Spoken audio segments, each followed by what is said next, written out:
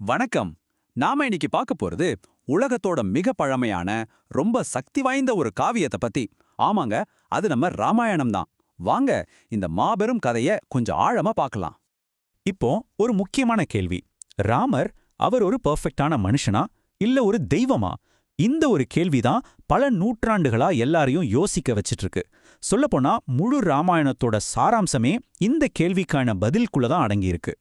பாருங்க, ராமாயணம்ங்கிறது ஒரே ஒருத்தர் எழுதின ஒரே ஒரு கதை கிடையாது. பல பேர் பல காலகட்டங்கள்ல அவங்கவங்க பார்வையில இந்த கதையை திரும்ப திரும்ப சொல்லியிருக்காங்க. ஒவ்வொருத்தரும் அதுக்கு ஒரு புது பரிமாணத்தை கொடுத்துருக்காங்க.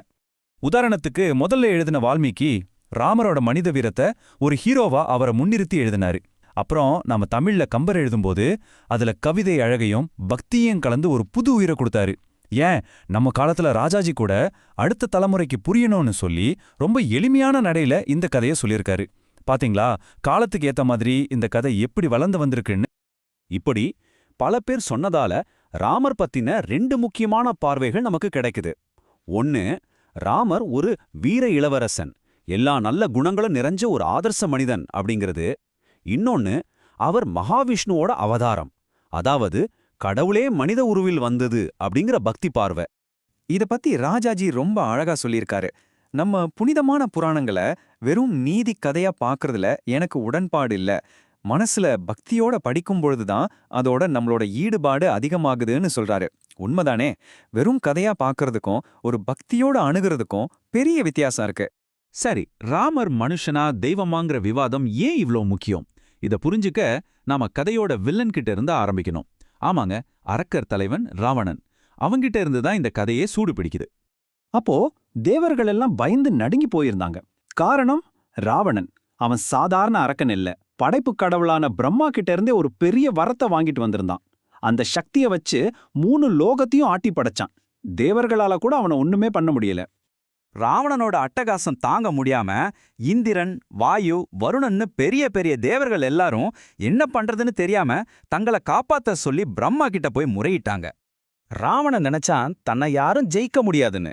ஆனா அவனோட அந்த சக்திக்கு காரணமான வரத்துல ஒரு சின்ன ஓட்டை இருந்துச்சு. அவன் ஆணவத்துல கவனிக்காம விட்ட ஒரு விஷயம்.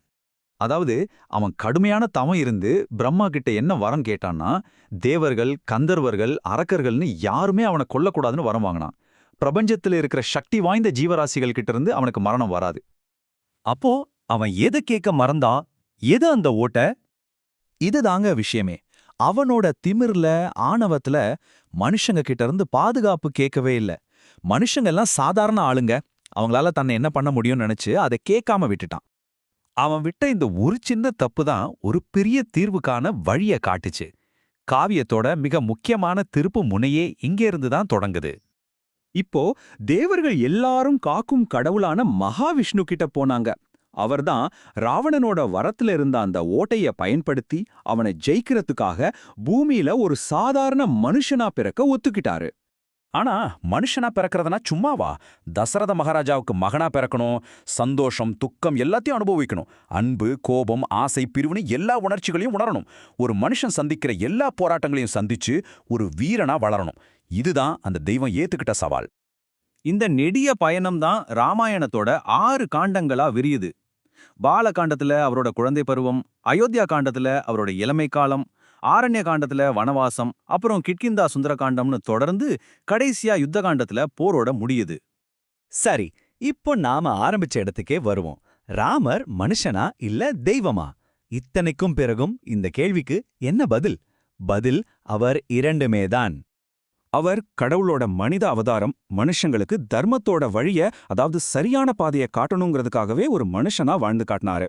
அவரோட தெய்வீக சக்திகளை எங்கேயுமே பயன்படுத்தாம ஒரு முழுமையான மனிதனா வாழ்ந்து நமக்கு ஒரு முன்னுதாரணமா நின்னாரு.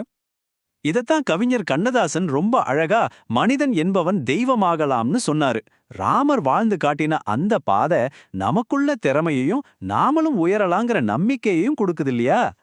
யோசிச்சு பாருங்க, ஒரு கடவுளே ஒரு தீமையை ஜெயிக்கிறதுக்கு ஒரு முழு மனுஷனா வாழ வேண்டியிருந்ததுன்னா, அப்போ நம்மளோட மனித தன்மைக்குள்ள எவ்ளோ பெரிய சக்தி ஒழிஞ்சிருக்கும். இதுதான் ராமாயணம் நமக்கு விட்டு செல்ற ஒரு பெரிய கேள்வி. இந்த சிந்தனையோட இந்த பகுதியில இணைஞ்சதுக்கு ரொம்ப நன்றி.